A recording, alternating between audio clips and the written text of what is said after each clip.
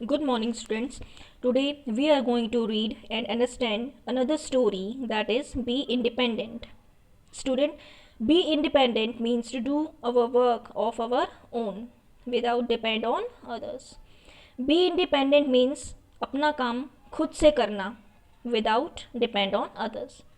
अपना काम स्वयं करना, ना कि छोटी छोटी चीज़ों के लिए अपनी मम्मी, दीदी, दादी या बड़ों पर डिपेंड रहना. We should depend more on ourselves and less on others. You can take the help of others for their guidance. हमें कभी भी दूसरों की हेल्प तब लेनी चाहिए जब हमें उनके गाइडेंस की ज़रूरत हो. Students, this is the story of a boy named Ashish who was not much confident but had the determination of doing everything on his own.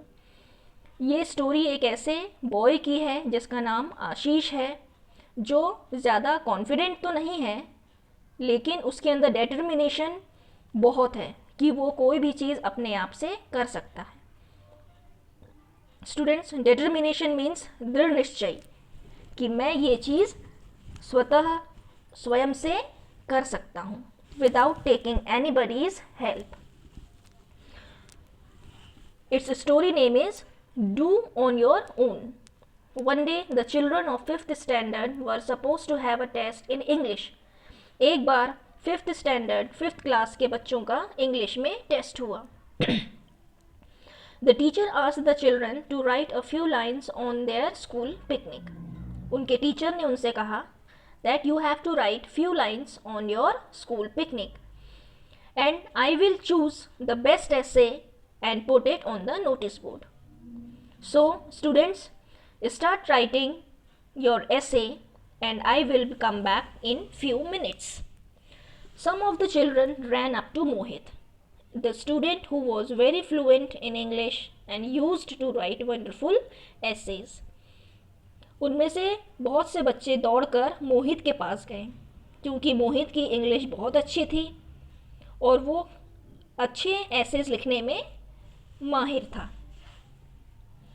Seeing this, the other children also copied Mohit voraciously. Voraciously means greedily.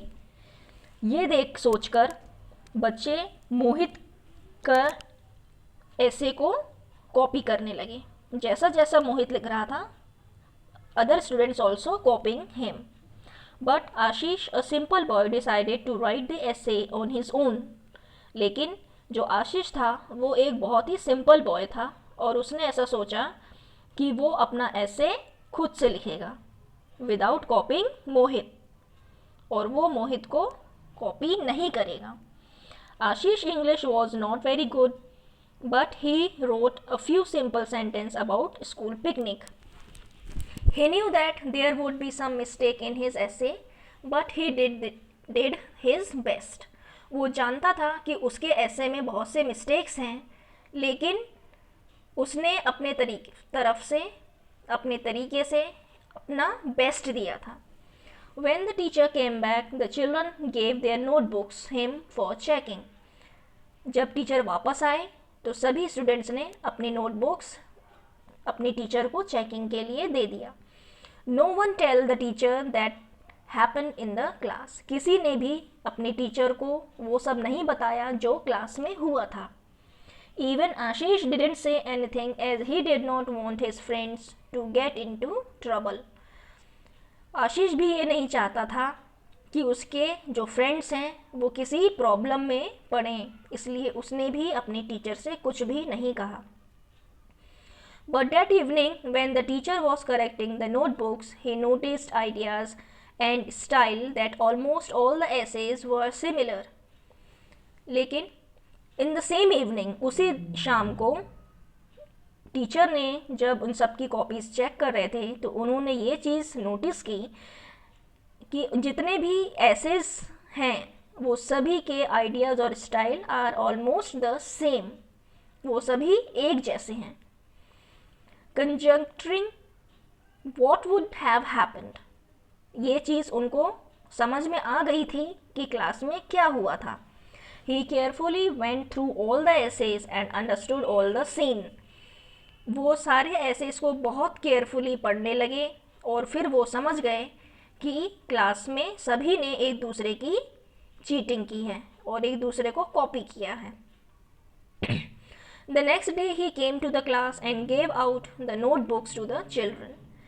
Next day जब वो class में आए तो उन्होंने सभी को उनकी notebooks return की. They eagerly looked into their notebooks to know where they stood. और वो बहुत ज़्यादा ईगर होकर अपनी नोटबुक्स को देखने लगे. To their surprise, they found that the teacher had not given them any credit. But they were surprised कि उनके टीचर ने उन्हें कोई भी रिमार्क या मार्क्स नहीं दिए.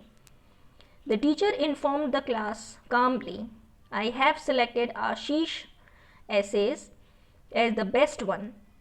It would be put on the notice board. It is original. तभी टीचर ने सभी बच्चों को इन्फॉर्म किया, बहुत आराम से इन्फॉर्म किया कि मैंने आशीष के ऐसे को बेस्ट ऐसे सेलेक्ट किया है और उसी के ऐसे को नोटिस बोर्ड में लगाया जाएगा because it is original.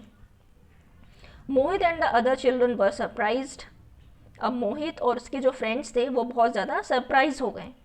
Ashish was equally surprised because he knew that there were many mistakes in the article. और आशीष भी ये देखकर सुनकर बहुत ज़्यादा सरप्राइज हुआ क्योंकि वो भी जानता था कि उसके द्वारा लिखे गए ऐसे में बहुत ज़्यादा मिस्टेक्स हैं. And the whole class knew it.